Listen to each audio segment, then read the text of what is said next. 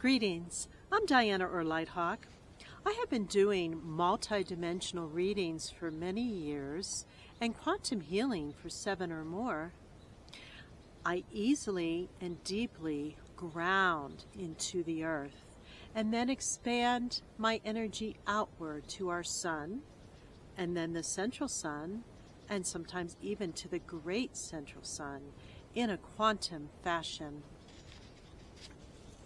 In addition, however, I find my meditations, healings, and practicing modalities even 10 times more inspirational and powerful when I spend time during the week in nature.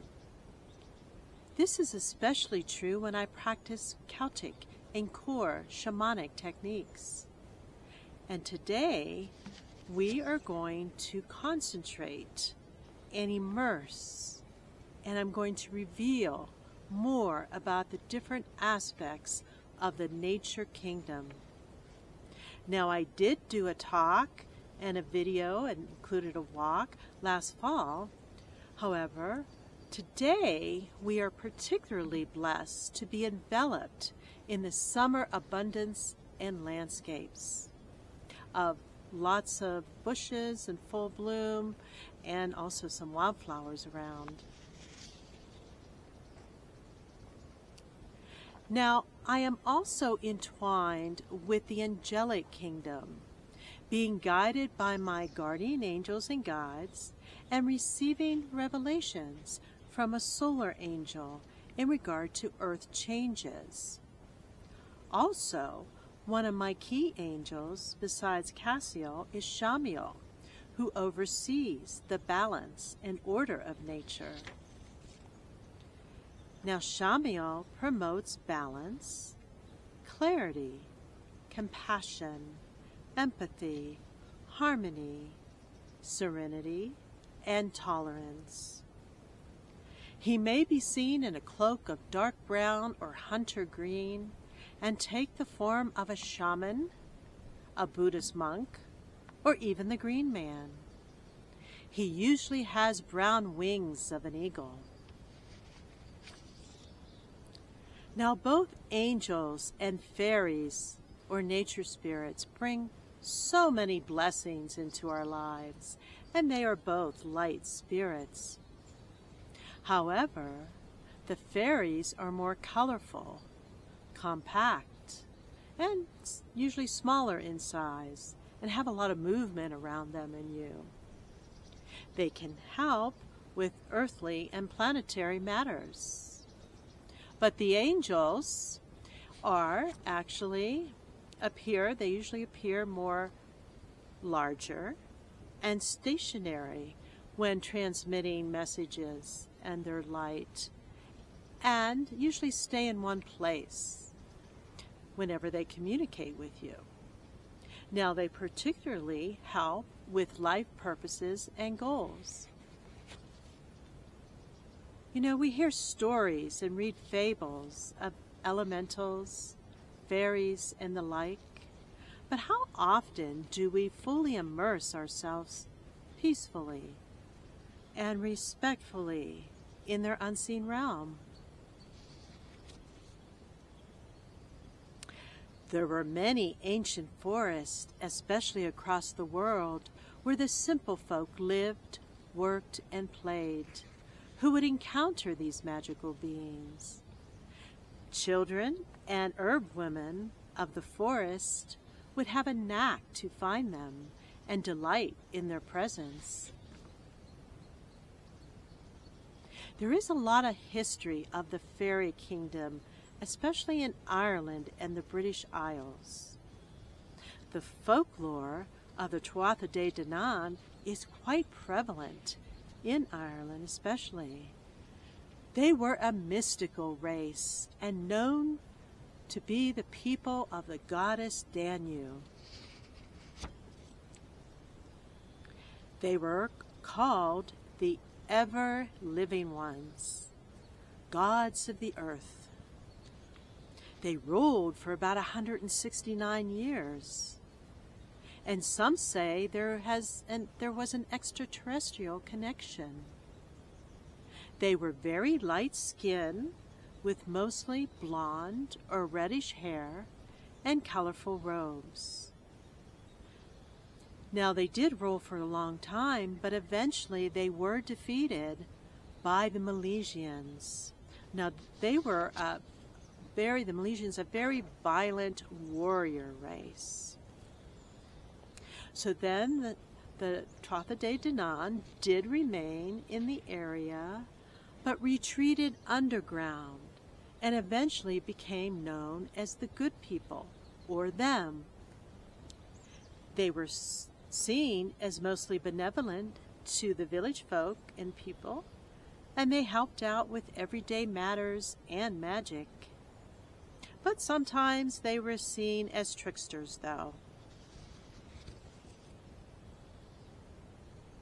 So anyone with an open mind and a grateful heart, no matter what country and area, can witness them.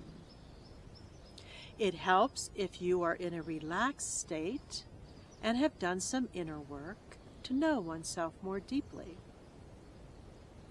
You know, there are still some enchanted forests in Europe and Canada, but there are also wide straths of forest in the northeast of this country, and the northwest, and the west. And the west is where we are at today, in the San Juan Forest. Now, the age of this forest and others can be determined by the old growth trees, which in some cases are huge. And the vitality of the forest here expresses itself in abundance of both softwood and hardwood, along with diverse plants and wildflowers, and also hanging moss, such as reindeer moss. So getting back to the basics, the devas are the general nature spirits of the land, plants, water, air, or fire. You see or feel their forms in a hill, a tree, a rock, or even the sky. Then, usually in a very distinctive form, are the elves, which some say the ancient elves were related to the Syrian race, the Syrian star race. They are nature's artists and very ethereal. They seem to have the same, even bodily shape as the Syrians. You know, slender, either white or blue skin. There are also stories of the elves being related to the Pleiadians. They both have freedoms that we do not, and have peaceful communities, for the most part, or societies. They have a feeling of unity for each other, and instead of strict governments, they have what are called elder councils. Now, the nymphs and sprites like to live near streams and among bushes, and they love to dance. Now, gnomes are more mischievous and are related to the leprechauns. They are shy, though, and may just peer through willows and large tree trunks, or even they could be in abandoned cottages and sheds, or large rock outcroppings on the forest edge. And, you know, sometimes they can even be in small towns. So, gnomes and fairies can also help protect your home garden or community gardens, farms, and areas and parks.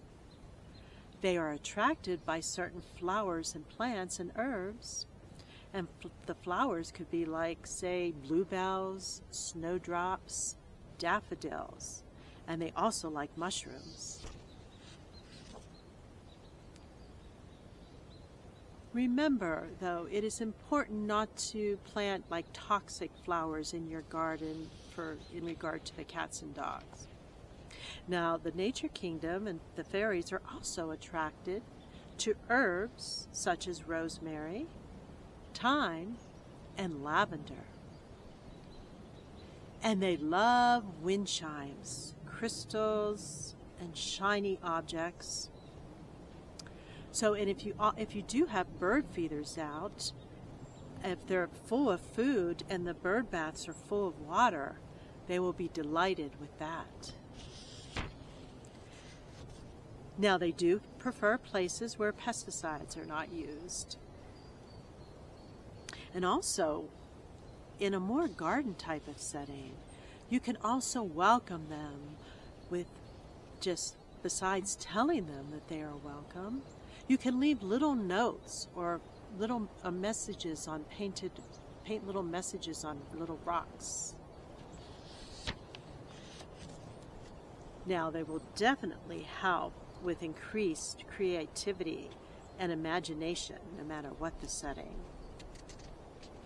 If you leave offerings, whether in the garden or in the forest, you can offer small, like crystals, herbs, flowers, organic fruit, and also they love honey.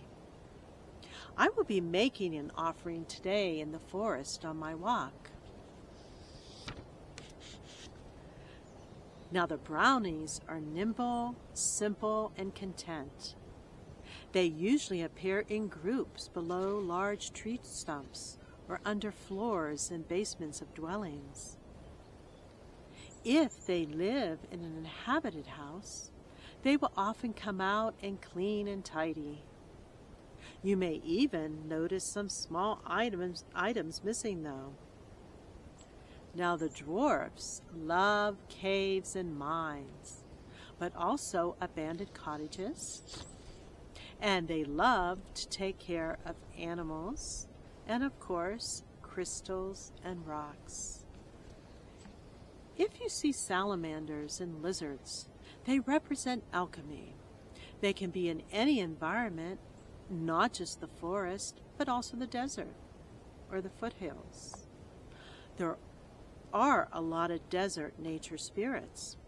Now, I was in the desert a couple times throughout the year, and one time especially I was rattling and I saw and sensed and envisioned in the fifth dimension very white and medium-sized beings with large and blue eyes that wore like desert plant wreaths on their heads.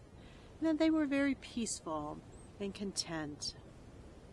Now, going into the fifth dimension while in nature is very special because you can really see in rich colors and forms, along with spirit animals sometimes, and also receive special, direct, deep messages. Now, nature beings and the like also congregate around mushrooms in the forest or in the fields, especially fairy rings. Now, some say that the fairy rings are portals to other worlds and dimensions. Also, amongst the trees, sometimes appear guardians of the forest, I call them. They are usually about 6 feet tall, in white or blue robes, sometimes shimmering. Remember, as we ascend spiritually, we will have more contact with them, along with the fairies and angels. So today, I will go on a small journey on a trail in one of my favorite places. We will walk with a higher vision, a mixture of physical and spiritual eyes.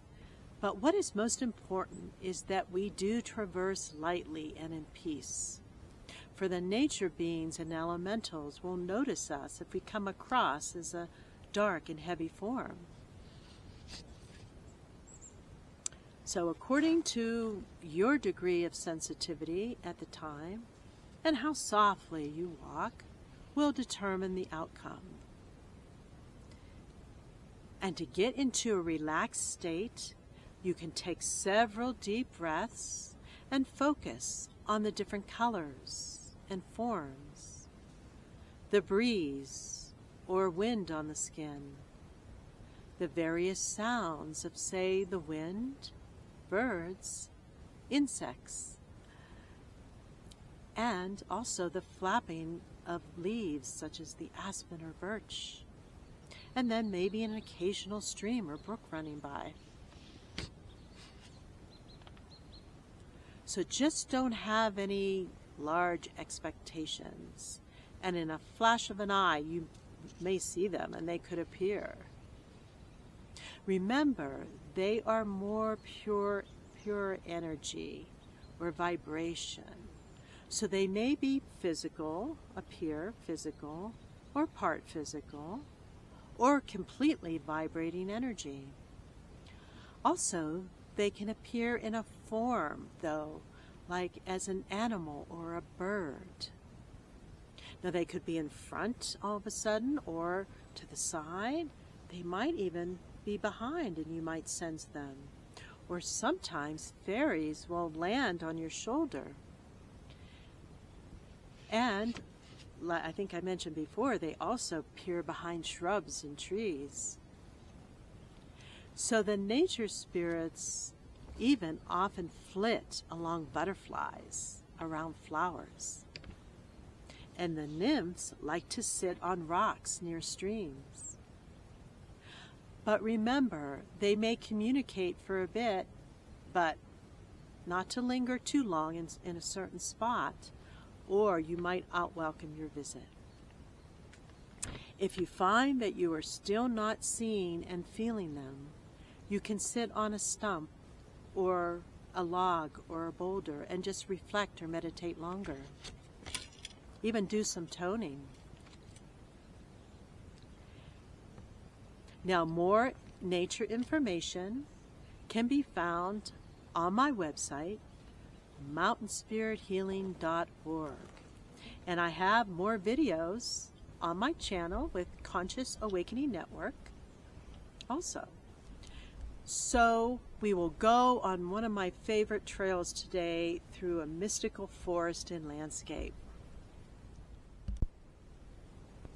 So, again, the fairy folk and the elves really center their life around trees, and they often peer around it, and some even have their homes, especially like brownies, either in like a hollowed part of a tree or underneath or in a log or a stump too.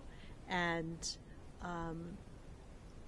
I've always had a strong connection to trees, their energy, their wisdom, and it's really good to even meditate near a tree. And depending on the tree, you can receive different messages. But meanwhile, you know, the folklore of the trees goes way back.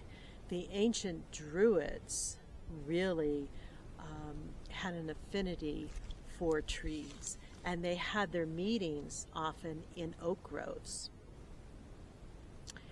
And besides that, they developed a certain alphabet that was related to Celtic cosmology.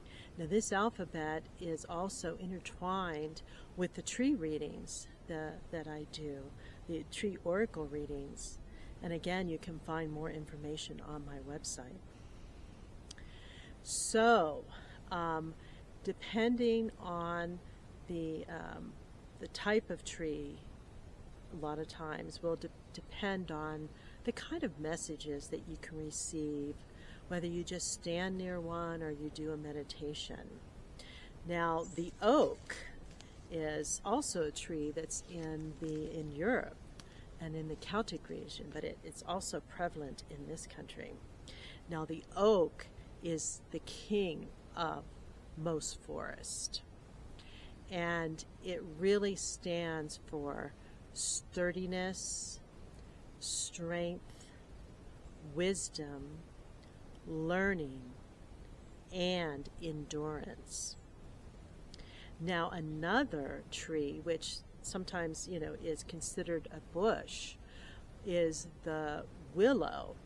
Now the willow stands for femininity, fertility, and magic. And then also up in the higher altitudes, again, like here, we have the spruce. Now the spruce is my favorite tree, and I really feel a lot of enlightenment whenever I'm near the spruce. And to me, it represents metaphysicalness and also elevated community. And then also the fir.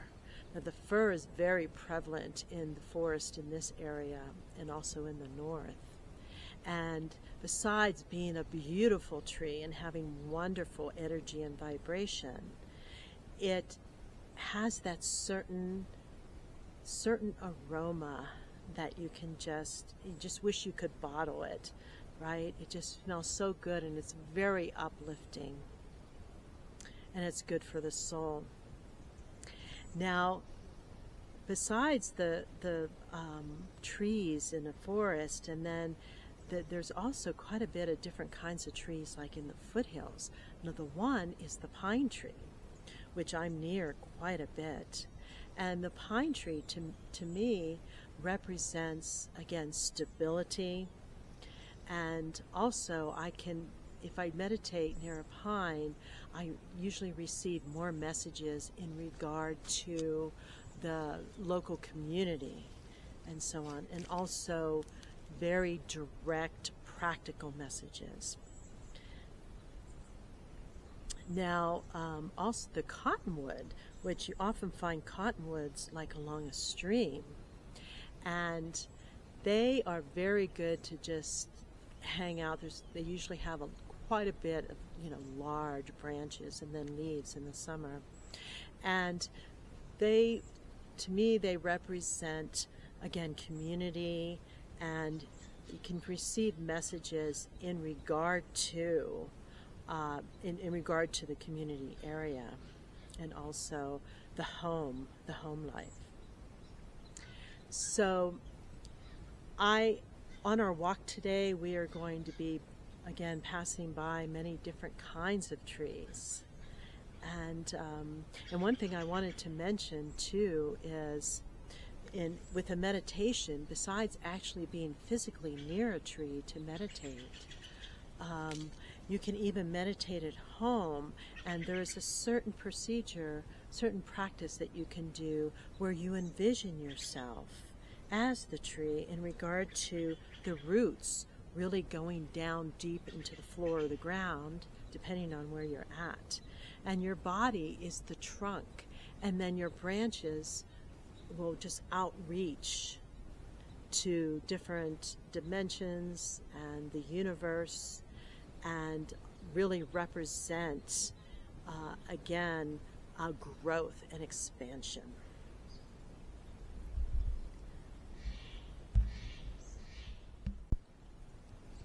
So again, fairy folk and nature spirits love offerings. Now, the offering can be done at home, in the garden, or if you're doing a hike on a mountain, you can make a mountain offering to the nature spirits and elementals. Now here we're in the forest, continuing on our day, and I'm going to make a little offering on this stump. Just really stands out, and I like the shape of it and so on, but it would be a good place to place some items. So what I did bring, again, it should be mostly all natural, again, because we're going to be leaving it here. So I have some rose hips here. And colorful is always good too. So here's some rose hips, and I could put it here or on top, but I think for now I will put them down below here. Again, red roses and white flowers. And I also have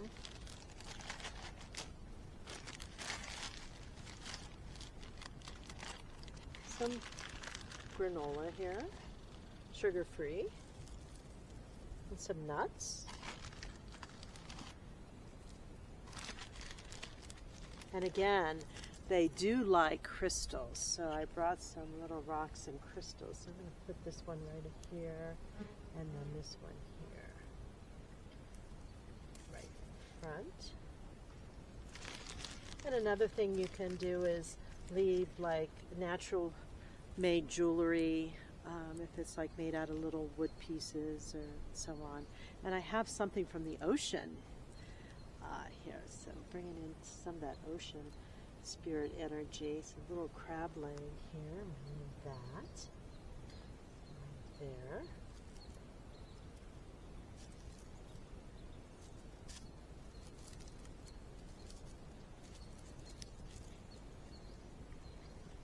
And again, the whole idea is to really commune with the nature spirits, and also that everything is sacred. So we just practice a sacred act today, and I think it's very colorful, and I think they will enjoy it.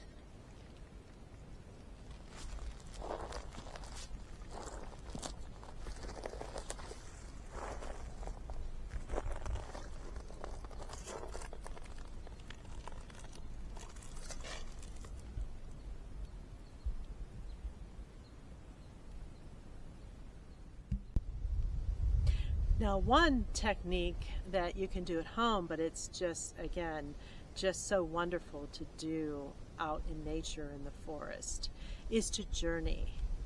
Now, I like to, whenever I'm out immersed in the forest, I especially like to journey to the lower world. And the lower world, there's a lower, middle, upper, or in Celtic lore, it's just all called the other world. Now, whenever you do journey to the lower world, often you can really receive profound messages in regard to anything, maybe any heavy emotions you may be having, or just something that is really existing a lot in the material world that you would like to get more insight on and take care of. So again, it's just good to be in a relaxed state. And what I often do is I envision like there's a hollow in that stump over there. And I envision myself going into that little hole in the stump, opening, and then going down below the ground and the earth, and then continuing to go lower and lower. And you can do the same like if you're in a rock outcropping or like a little cave. It's a really good technique to do then. And so I'm going to again envision myself going down into the earth, and just, you know, sometimes there's like a chute. It seems like a mud chute to slide down, or sometimes like a ladder will appear. And whatever comes about, you don't want to really control this too much. You want to just let things flow. And one thing that people do to entrain their mind to actually go into a different state is they use either a rattle, which I have today, or a drum. Yes, and a drum is very good for this too. So today I'm going to use a rattle, and there's a certain kind of beat that is used that really entrains the mind to delve deep into the subconscious, and just whatever comes up. It could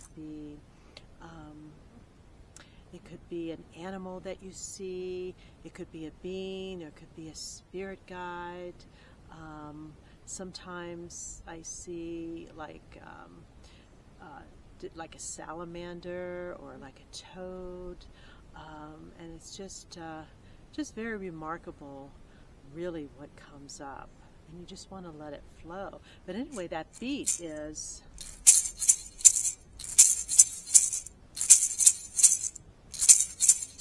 And you just do that, and you can take as long as you like. It could be just a minute, it could be longer. And then just try to remember, though, what you do see or what you do feel whenever you're in the other world, the lower realms. And whenever you're ready, after you do the journey and you're ready to come back up, again, you can either climb back up that ladder you may see, or that like chute, or just there could be like a little path and come up. And then, of course, it's always good to journal afterwards. So again, the beat is so. And I hope we have many more remarkable journeys together.